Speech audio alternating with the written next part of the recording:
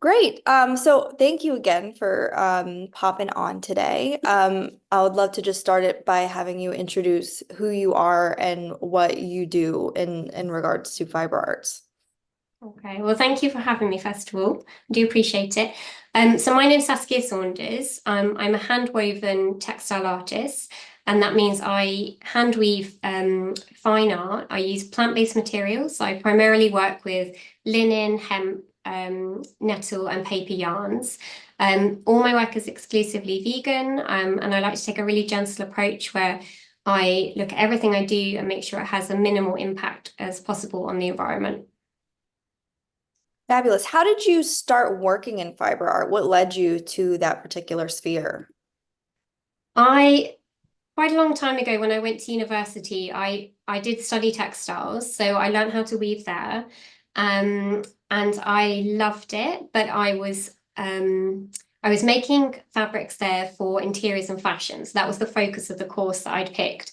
And after university, I realized I didn't want to go into those industries particularly. So it actually took me quite a long time to step away from what I studied and do other jobs. And then I realized that I did love weaving. It's a really beautiful, mindful process. I love it a lot.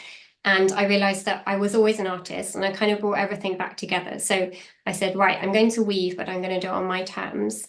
Um, and originally, I used to use a whole variety of materials, including synthetic fibers, animal fibers. I wasn't vegan or vegetarian at the time. And I've just been in a slow journey over the last 10 years or so where I've eradicated kind of anything animal based or synthetic from my work. And I really love now that it's all about plants, it's all about being very natural and it's very sustainable in that way. Great. So did anything in particular spur your transition to work only with plant materials? Good question. So I started looking at plant-based diets and whole food eating when I was in my 20s. So I was addressing kind of some health issues, and I realized all my research kept pointing me towards trying to eat clean, natural, fresh food. So again, it was kind of a slow journey to try and just bring more of that into my diet, and then gradually all the kind of meat and the animal products slowly kind of just naturally went out of it as the more I brought in beans and pulses and like really understood like healthy, clean ways of eating. And then finally, I felt like I was fully vegetarian. We were pretty much vegetarian anyway at home. And then very quickly afterwards, I became vegan. I was influenced by people around me. Two of my sisters and my mother-in-law had also become vegan at the time, and they'd given me an amazing book to read, which Eating Animals by Jonathan Safran Foer. And that was really pivotal for me for just taking that step into understanding the well-being of animals and what kind of the bigger animal industry impact has on the planet. So I'd taken that journey in terms of my health, and then it made me understand really the impact it had on animals. Um, and once that kind of all became sort of fully part of who I was, I started learning more about the environmental impacts, which I really genuinely didn't know. I feel like it's quite hidden from us often. And once I started doing lots and lots of reading and realizing the impacts of lots of animal production on the environment, I realized that I needed to have a kind of cohesive approach to everything I did, and that it was really important for my artwork to also reflect that.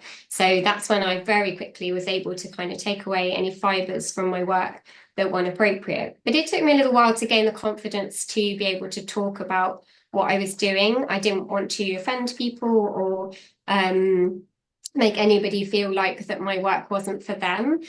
So I've really just taken my time to understand how it's really great to be able to talk about plants and plant-based weaving in a positive way. And I find that lots of my clients or collectors aren't necessarily completely vegan, and that's absolutely fine. But because I have a quite a gentle message, they often want to talk to me about it. So I guess I kind of welcome an open curiosity, which then leads somebody further down a journey. And I'd rather see everybody, because I know not that long ago, in the grand scheme of things, I was only say vegetarian, and even before that, I ate meat and animal products. I was brought up on them, and if somebody had at that point been negative to me about that, I would have found that quite sort of hard to hear. So I always think of being part of somebody's journey and how that my art might maybe just be a little part of that inspiration and help them feel a little bit more aligned to a natural way of being. And it's just a really good conversation starter. Awesome. Thank you. Mhm. So on your website, I read that you referenced that your artworks talk about the collective need to live more sustainably and in harmony with nature. And I'd really love to touch upon sustainability because I feel like that's like, as you said, kind of inaccessible information for some people. It's harder to grasp and to even get the information in the first place. So can you touch a little bit on what what you look for when you're looking at um, a material that's sustainable? What do you consider sustainable, and how are the materials that you choose to work with sustainable?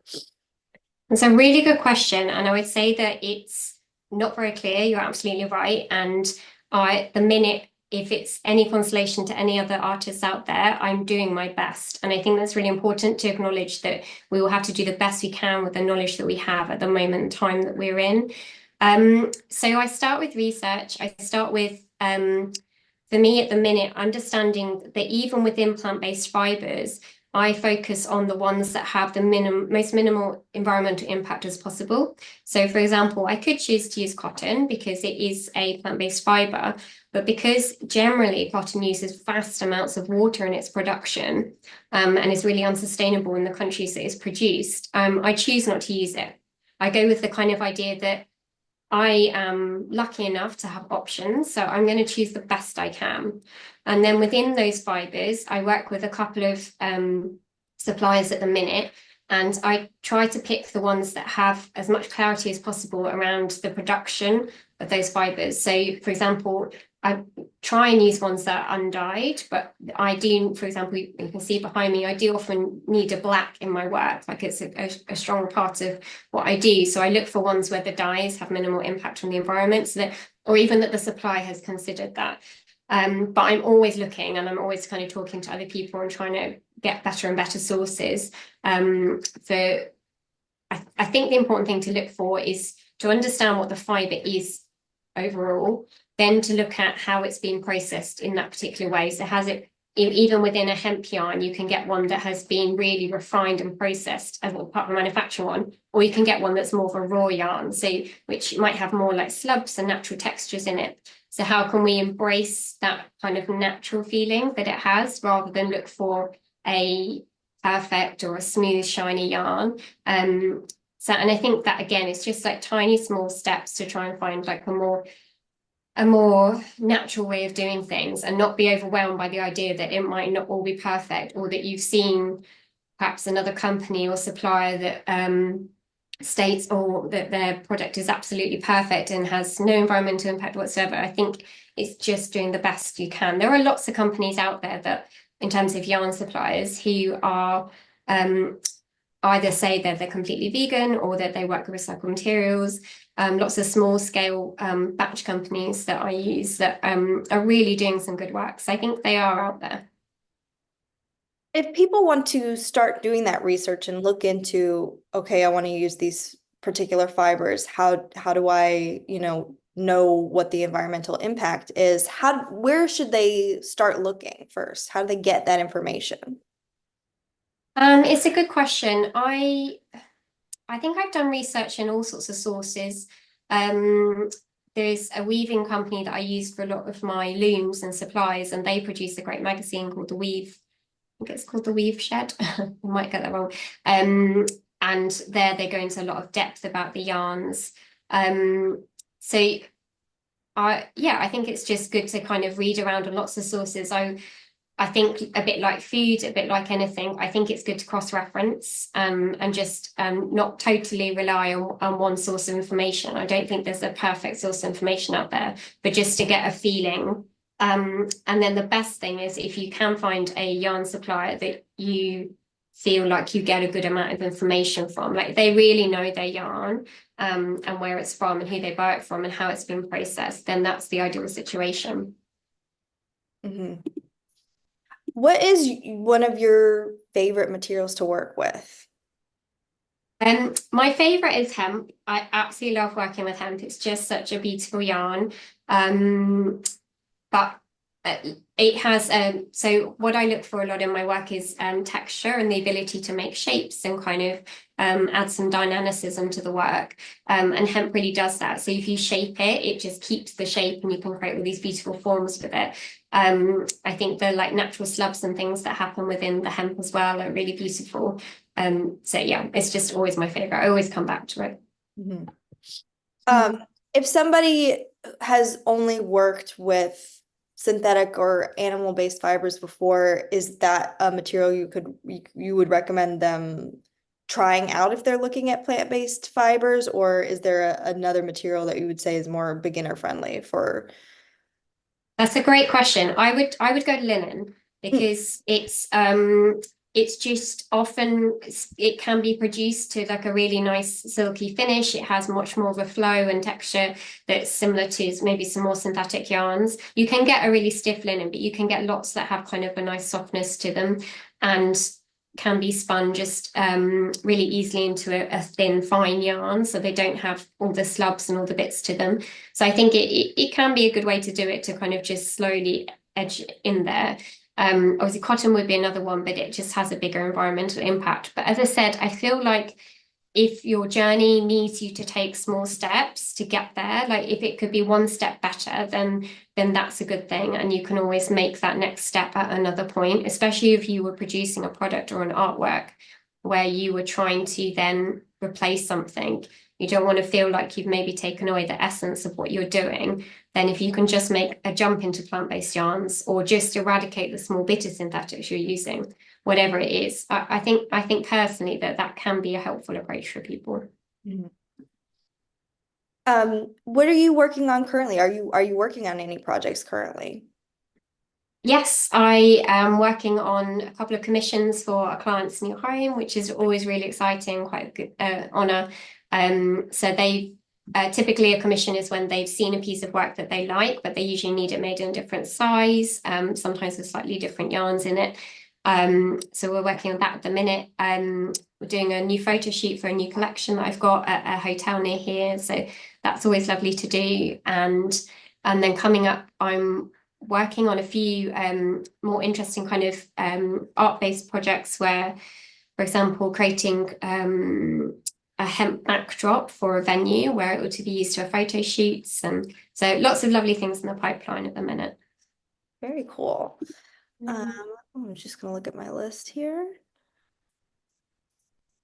Yeah, so as I mentioned, we're talking about this because we're doing advocacy based around a fiber arts festival that happens near here that primarily focuses on animal-based fibers. If there's one thing that you could tell attendees of that festival about working with plant-based fibers, is there anything that you would offer to them that might encourage them to explore that field?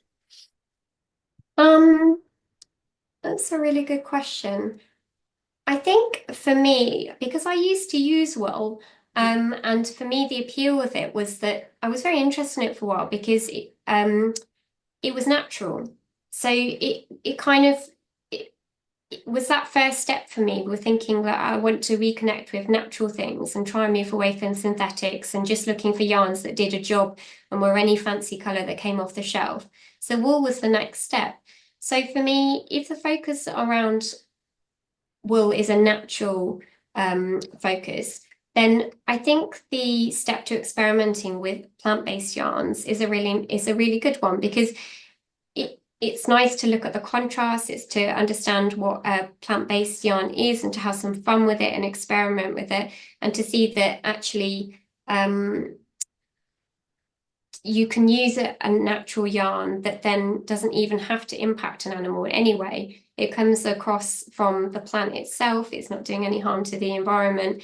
And And yeah, just to kind of just gently question what you're looking for from the yarn. Like um if the project has a certain aim, like is there another way to replicate that and to get there? But I think the first thing is, personally, if you're a fiber artist or a fiber enthusiast, is just to take some yarns and have some fun with them. Because I think if they aren't suddenly, it's rather than keeping everything separate and going, oh, we're only about this certain thing, wool or synthetics or something, and going, well, let's just have a bit of fun with it. Let's explore it. Let's see what this fiber can do. Because I don't think many people make such a big switch straight away. I don't think many people wake up one day and go, oh, I don't want to use wool anymore. I'm going to use plant-based only. I think usually there's got to be a journey to get there.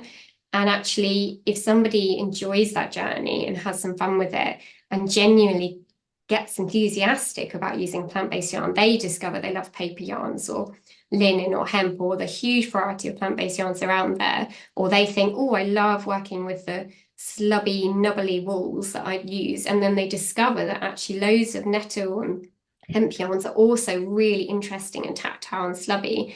They might then kind of just enjoy that process. So I think that would be what I would say is just perhaps get curious, expand that repertoire and have some fun with exploring other natural yarns.